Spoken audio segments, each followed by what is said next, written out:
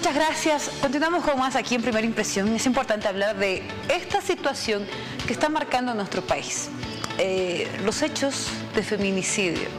Sí, una vez más dirá usted, ay, otra vez. Es que tenemos que hablar de estos temas, tenemos que abordar estos temas. Y estoy con una abogada penalista. Considero ella con mucha experiencia en este tipo de casos. Es por eso que acudí a poder contactarla para hablar de este tipo de situaciones, de los procesos, de cómo marchan los procesos de estos casos de feminicidio que se registran en nuestro país. A ver, doctora Paola Barriga está con nosotros. Qué gusto saludarla, doctora, para hablar de estos temas que nos entristecen mucho como mujeres, que nos golpean el corazón cada vez que escuchamos este tipo de noticias. Doctora, qué gusto. Alexandra, con usted, buen día.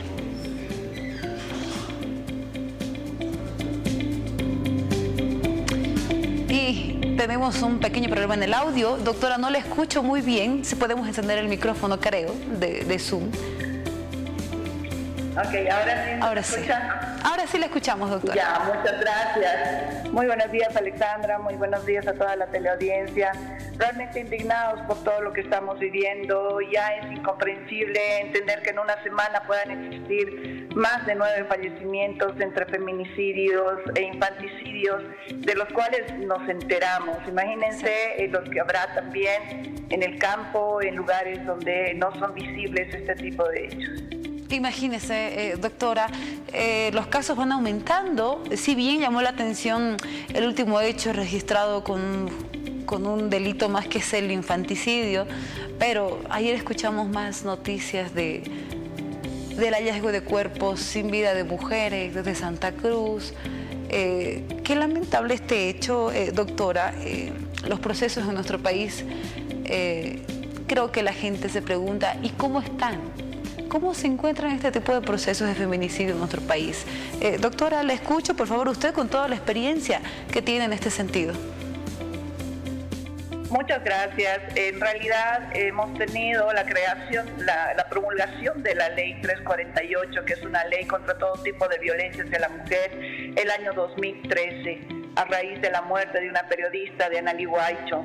Y es así de que debíamos haber comenzado con sanciones ejemplificadoras, con sentencias que se puedan condenar en un solo día, sin tanta dilación, porque esta ley justamente se abocaba a aquello, a que no exista tanta formalidad en las pruebas, en las denuncias. No nos olvidemos que Analí Huaycho había realizado 7 denuncias por violencia intrafamiliar y nadie la escuchó. Y el victimario obviamente terminó con su vida, y es así de que se tiene el concepto de feminicidio, que no solamente es el hecho mismo del momento, sino viene a ser un conjunto sistemático de violencia hacia la mujer que termina con su vida. Ese es el feminicidio, y es así que lamentablemente se han creado instancias policiales, se han creado juzgados que solamente deberían atender estos casos, pero es mentira. No tenemos una especialidad específica de jueces que tan solo lleven este tipo de casos. Acá en la ciudad de La Paz, Gladys Bacarreza era la única juez que podía tratar este tipo de hechos de violencia contra la mujer, y fue aprendida, ahora está en el recinto penitenciario de Obrajes por la pérdida de más de 120 expedientes en su juzgado. No se hizo justicia. En 10 años a nivel nacional tenemos aproximadamente tan solo 160 sentencias ejecutoriadas, es decir, nada, cuando estamos advirtiendo de que en Bolivia acabamos con cifras de más de 240 feminicidios en el año. Entonces 160 sentencias es nada para el grado de agresividad, para la violencia que estamos viviendo y que lamentablemente estamos naturalizando. Ahora los casos de niños, por ejemplo, en las escuelas. Nosotros hace años ya habíamos trabajado con el caso de la niña Patricia Flores, que hemos demandado ante la CIDH y hemos obtenido 2 resoluciones que están ahora en el Ministerio de Educación, y llama la atención que nunca hayan sido tomadas en cuenta, debiendo haberse aplicado no solamente en Bolivia, sino en toda Latinoamérica, toda vez de que todos los ministerios de educación de toda la región tienen la obligatoriedad de tener seguridad en las escuelas, de que se atienda además con un equipo jurídico y psicológico del Ministerio de Educación a los niños que tengan algún síntoma de violencia, no solamente en las escuelas, sino también desde sus hogares. Pero lamentablemente no tenemos una atención efectiva ni a la mujer ni a la niñez. Ahora, en el mayor de los casos, y me atrevo a decir que aquí juega un rol importante las redes sociales y los medios de comunicación. Cuando se viraliza o se hace conocer un caso de feminicidio, creo que existe ya de una manera una presión hacia las autoridades para que puedan avanzar en este tipo de investigaciones. Doctora, ¿qué pasa con este tipo de casos que no se hacen conocidos, para que la gente no se entienda coloquialmente, para que no se hacen virales en las redes sociales? Por ejemplo, en zonas lejanas, la gente que tal vez no denuncia incluso este tipo de casos, o para empezar, tipos de violencia en un hogar, ya sea en un entorno familiar. ¿Juega un rol importante los medios de comunicación, doctora? Mira, Alejandra, actualmente inclusive las audiencias son virtuales, ya uno desde donde se encuentre puede acceder a la justicia, pero lamentablemente no entendemos por qué no aplica, por ejemplo, la policía.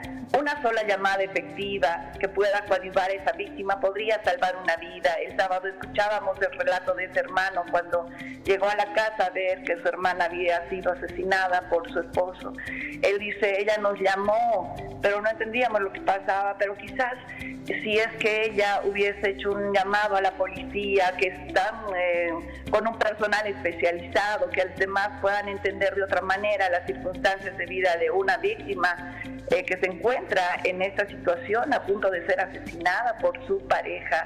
Considero de que deberían ser ya otras las condiciones de ayuda. Quien les habla estuvo en un caso donde teníamos a una víctima que afortunadamente se salvó de perder la vida, pero cuando llamábamos a la policía, me contestó un policía y me dice, si usted me paga la gasolina, yo voy. ¿Qué ocurre con esas víctimas que no tienen para poderles pagar la gasolina? Entonces, ¿de qué nos sirve el eslogan de que sí defienden a la mujer, de que sí son instituciones que están al servicio de la mujer, si no tienen los recursos mínimos para atenderlas? Y las víctimas tienen que cubrir con todos los gastos, con todas las circunstancias difíciles de poder salir a denunciar, porque una mujer que denuncia a su victimario es una mujer que ha tenido que romper muchas barreras, y el momento que llega a hacerlo está abocada por un sistema que no funciona, por un sistema pesado, por un sistema cargado de un sinfín de circunstancias que en definitiva no hacen una solución inmediata, no la refugian, no la protegen. ¿De qué le sirve a esa mujer salir a denunciar si tiene que llegar con su notificación a su casa donde el victimario, para que después le quite la vida? Tenemos muchos casos así. Entonces, el sistema no funciona, tiene que cambiar nuestra legislación. Hace 3 años había propuesto una ley para la sumatoria de delitos, para la cadena perpetua, pero lamentablemente nadie escucha ese tipo de, por lo menos, plasmar alguna solución en el escenario en el cual tenemos hoy día, porque imagínense, hemos tenido el caso de Richard Choque, más de 14 feminicidios, y él simplemente tiene 30 años de cárcel, porque no se suman las condenas en nuestro país. La única condena es de 30 años, que al final no viene a hacer nada al perder la vida de una mujer. Expliquemos ese punto, el hecho de solicitar esto de cadena perpetua para quienes sean imputados por feminicidio. ¿Cuál es la importancia de esta nueva determinación de parte de la justicia, presentada ya como proyecto de parte de usted, doctora? Muchas gracias, Alessandra. En este caso, en este proyecto de ley, hemos pedido de que se realice una sumatoria de condenas. Miren el caso último que tenemos de este feminicida infanticida. Le quita la vida a la hijita de su pareja y a su pareja. Pero a este sujeto tan solo lo condenan a 30 años, que es la pena máxima. Claro. Cuando son 2 crímenes. En este caso, y este proyecto de ley viene a hacer justamente la sumatoria de condenas. ¿En qué queda la muerte de la niña? Tan solo se está sancionando una sola de las muertes. Tenemos que tener la sumatoria de condenas, tenemos que tener cadena perpetua. No puede ser que una persona que tiene 2 crímenes pueda salir en 60 años. Considero de que hoy día, por ejemplo, el caso de Abigail Quintana, que ha ocurrido hace poco, como el feminicida tan solo tenía 17 años, lo condenan a 6 años porque era menor de edad, cuando el feminicidio es único y debería ser condenado a 30 años. Entonces, ese tipo de relatividad en momento de aplicar condenas no está siendo suficiente, y en el imaginario de la sociedad es tan sencillo quitarle la vida a alguien, es tan sencillo poder destruir una vida. Entonces se siguen sumando este tipo de casos. La sumatoria de condenas, en definitiva, nos llevarían a que al menos quien perpetra un hecho, por ejemplo, de violación antes al delito de feminicidio, pueda tener 60 años de cárcel, se puedan sumar esos 2 delitos, y quien tenga más de 50 años de condena ya tenga una cadena perpetua y que no pueda salir. Hemos advertido hace pocos días también el crimen hacia un niño por un violador que ya había sido condenado en otros 2 procesos. Entonces tenemos la reiteración del mismo delito que ocurre en el 80% de casos. Terrible. Entonces, si nosotros no atendemos con objetividad el momento que tenemos a ese sujeto enfrente, considero de que no vamos a poder avanzar nunca. Es que es muy triste, doctor, este tipo de situaciones. Y ya para ir finalizando esta consulta, creo que la gente debe estar atenta a que pueda escuchar su respuesta como experta en esta área, doctora. ¿Cree usted que se cumplen a cabalidad todos los tipos de violaciones que sanciona la ley 348? Creo que existen más de 10 tipos de violaciones: económica, física, verbal, una infinidad de tipos de violaciones que sanciona la 348, y dentro de esto también los casos de feminicidio. ¿Cree que se cumple a cabalidad cada artículo de la ley 348 en nuestro país? Definitivamente no, porque lamentablemente el personal no está específicamente capacitado, no existen las instancias correspondientes, no tenemos psicólogos. Imagínense, ante un hecho de violencia intrafamiliar, los derivan hacia un solo psicólogo para toda la ciudad de La Paz, un solo psicólogo para toda la ciudad de La... No abarca a la cantidad que requiere un tipo de atención inmediata hacia una víctima de violencia, ya ven a ser violencia intrafamiliar, violencia patrimonial. Te van restringiendo desde el momento que presentas la denuncia, en vez de hacerte más viable un tipo de denuncia como esta.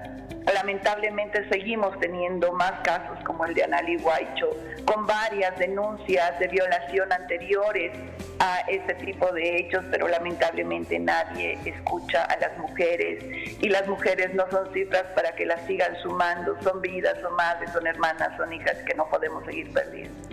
La invito en vivo, doctora, para que podamos darle continuidad a esta entrevista para abordar varios detalles de la ley 348 que sanciona todo tipo de violencia hacia la mujer. ¿Le parece, doctora? Cuando gusta, a sus órdenes siempre. Gracias, Alejandra. Y le agradezco mucho por su tiempo, de verdad, con Televisión Universitaria. Gracias por acceder a esta entrevista. Hasta una próxima oportunidad, doctora. Buenos días, gracias, hasta luego. Gracias. La doctora Paola Barriga con nosotros para tocar este tipo de temas. Ella, a raíz de su experiencia en relación a los casos de feminicidios, tipos de violencia, existe la ley 348, queremos reiterárselo a usted como medio de comunicación. Las mujeres no debemos callar, debemos denunciar. Seguimos con más aquí en Primera Impresión.